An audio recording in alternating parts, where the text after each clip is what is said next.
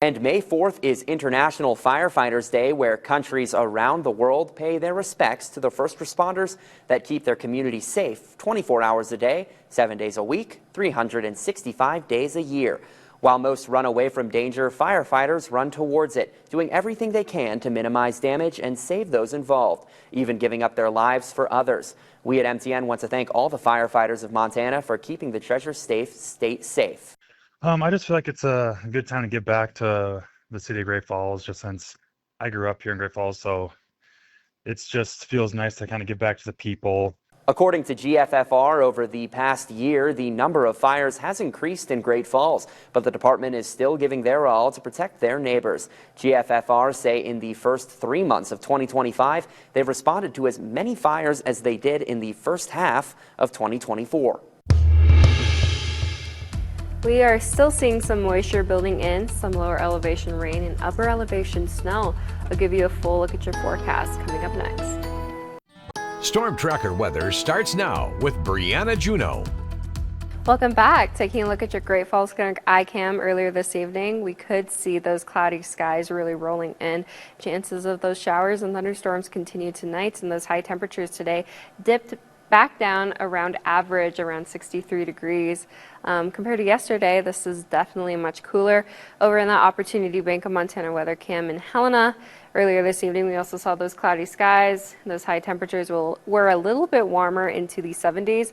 Definitely divided in terms of those temperatures today, but you can expect some more warming temperatures as we head throughout next week, though there will be some continued widespread lower elevation rain and mountain snow through this evening, and that will begin to diminish as we head throughout the day on Monday. Currently, those temperatures are into the 40s and the 30s for most of the area, a little bit warmer over in the eastern portion of the state, and that was true for much of today, where most of those temperatures over east were in the 80s actually. This is a look at your Doppler radar. You can see that the system is continuing to move in, moving northeast, hitting places like Havre through that Butte line. You can expect those chances of showers and thunderstorms continuing, but temperature-wise, why did we see such a divide in the region today? That's because we do have a cold front moving in from Canada, and over in the eastern portion of the state, it's actually still under that upper level ridge, which is barely hanging on there. The upper level ridge was the reason why most areas yesterday saw those nice 80-degree temperatures, but now some moisture is moving in and those cooler temperatures are really settling in too. This is a look at your future track through tonight.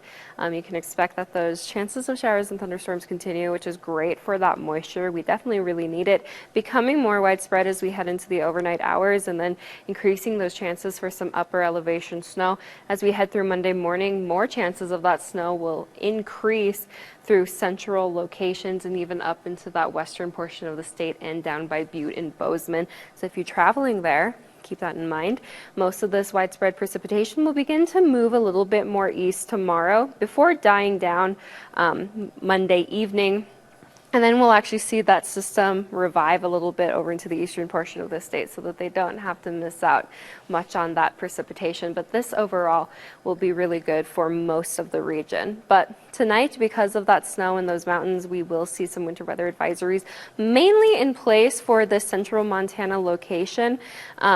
Kind of around Kings Hill Pass, Monarch, and Nyhart, 3 to 6 inches of snow accumulation will be possible. This means slick and hazardous conditions, so please keep that in mind if you do travel over there. Here's a quick look at your forecasted snow accumulation. Again, mainly affecting these upper elevations, but there will be some chances of that snow to linger into some lower elevations too. But here's a look at your wind gust tracker. We can see that most of that wind is beginning to become more widespread, at first impacting the eastern portion of the state at around 30 to 40 miles per hour tonight. As we hit Monday morning, that will push off into the west, 40-mile-per-hour wind possible for the Rocky Mountain front, moving down for Helena and more central portions before dying off on Tuesday. But here's a look at your high temperatures for today. Look at that divide. 50s and 60s for western portions of the state and 80s over in that eastern portion. Though you can expect those low temperatures tonight down into the 30s and the 40s. Nice and cool, chances of that moisture really hanging in there. And tomorrow those high temperatures back up into the 50s and the 40s with some mostly cloudy skies.